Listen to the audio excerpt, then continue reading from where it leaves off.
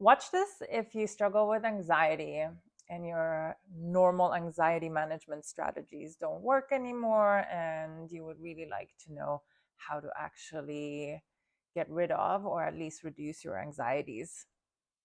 So, underneath anxiety, it's fear. Like there is fear of something, and that fear can sometimes not be yours. It could be from your family, it can be passed down ancestrally, it could be culturally.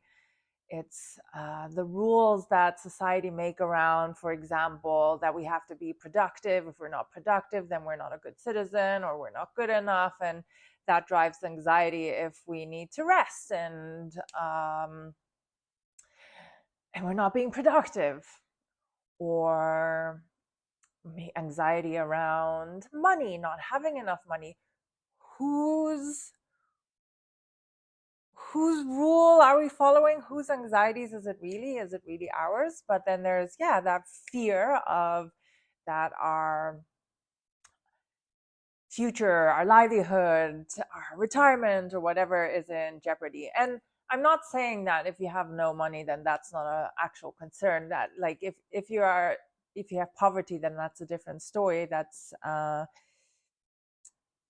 then I'm not talking about meeting the baseline needs. I'm like, if your baseline needs for survivals are met, and then you have these fears and anxieties on top of that. What are anxiety management strategies? So we can numb ourselves with substances. It can be cigarettes, alcohol, the usual things, drugs and parties. If you're younger, I don't know if I hope you're not haven't been doing that for decades, but maybe that's you.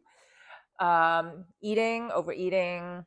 It can also be distractions with work, with sports, TV, going out, and any kind of distractions. Or it can also be distractions, and it also can be acting in on ourselves and harming ourselves with cutting, anorexia, and other forms of control to not have to feel the fear of the anxiety.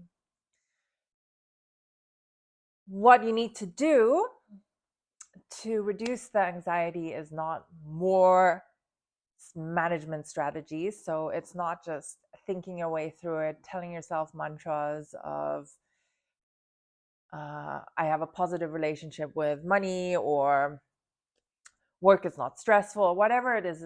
It's more than that, because it's in the nervous system. And anxiety from a nervous system lens is trapped survival stress.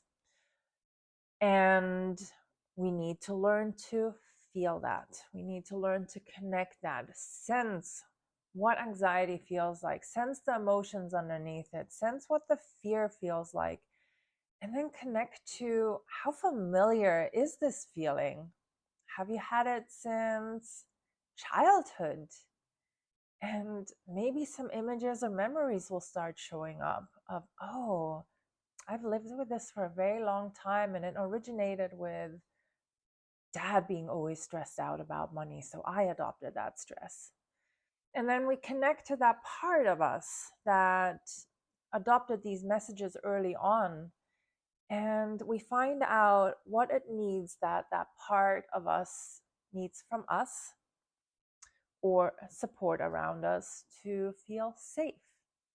And in giving ourselves that safety and learning to also let the body complete any kind of stuck survival stress, and maybe we'll feel pulsing or heat, or maybe energy flows through, whatever the body needs to do to complete the survival response as we're bringing in more safety to ourselves, then our nervous system gets to regulate.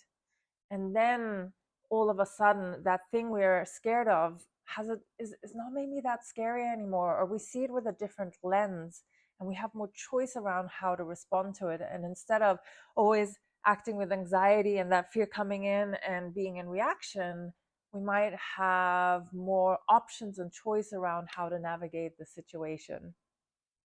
So this is the work that I do with clients. I help clients connect to their body. I do nervous system regulation work. I do trauma healing work. So I help you connect to the sensations of anxiety and stress, connect it to where the origin of those patterns are, and help you find the resources, the things that you need to bring more safety into your body so that you can move on with life with more openness, freedom, and ease.